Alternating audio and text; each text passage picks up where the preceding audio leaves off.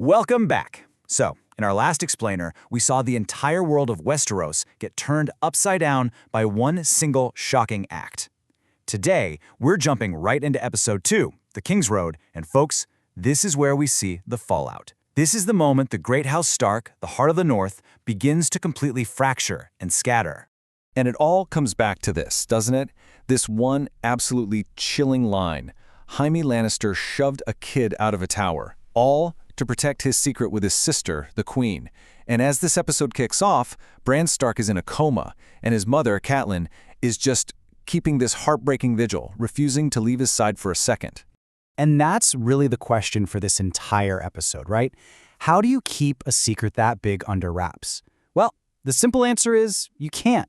The fallout from that one little act of twisted love is already spilling out of that tower, and it's putting everyone on a collision course.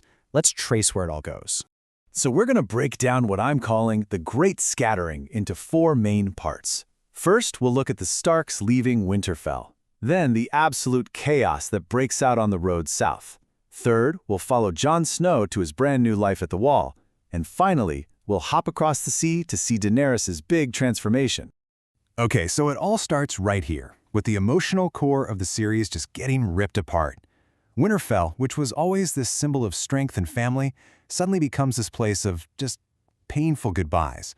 The family is splitting up, going in 4 different directions, and for most of them, home is never, ever going to feel the same again.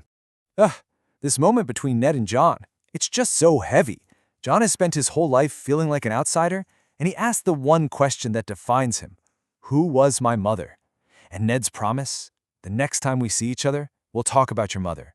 It is absolutely haunting to watch now, knowing what we know. That promise just hangs over everything. And here you can really see the cracks forming inside the family itself. I mean, talk about night and day between the Stark sisters. Sansa is living at a total fairy tale. She can't wait to go south, marry her prince, and become a queen.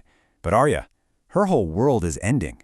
The only thing she's got for comfort is that little sword Jon gave her, Needle, which is really a symbol of who she truly is. So, the Starks are leaving home, but they are not leaving the danger behind them, not even close. On the King's Road, all that tension simmering between them and the Lannisters, well, it's about to boil over in a really violent way.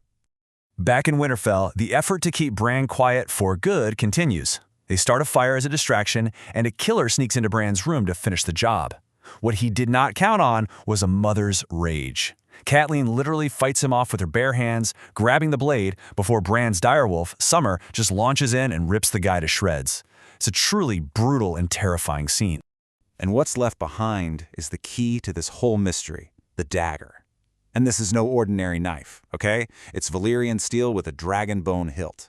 This is a nobleman's weapon, not something a random killer would have. For Catelyn, this is the smoking gun. She is now 100% convinced the Lannisters sent this guy, and that they were behind Bran's fall too. At the same time, down on the King's Road, things are exploding. Prince Joffrey, being his usual charming self, starts bullying Arya's friend Micah. And when he threatens them with a real sword, Arya's direwolf, Nymeria, does what direwolves do. She protects her person and bites the prince. And this is a huge turning point for the Stark family.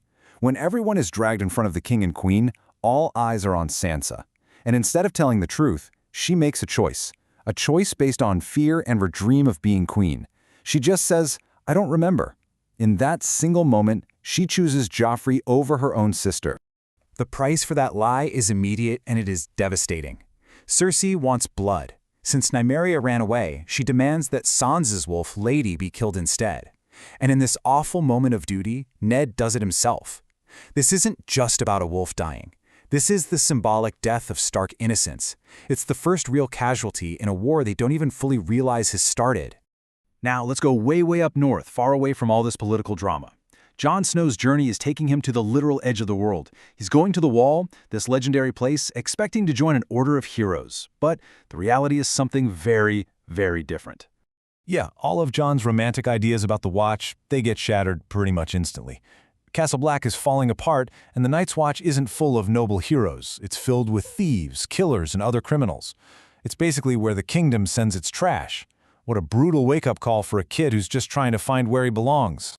And right here, when he's at his lowest, Jon gets maybe the most important advice of his entire life. And it comes from the most unlikely person, Tyrion Lannister. Tyrion sees another outcast in Jon, and he tells him to own his identity as a bastard. Wear it like armor, he says, and it can never be used to hurt you.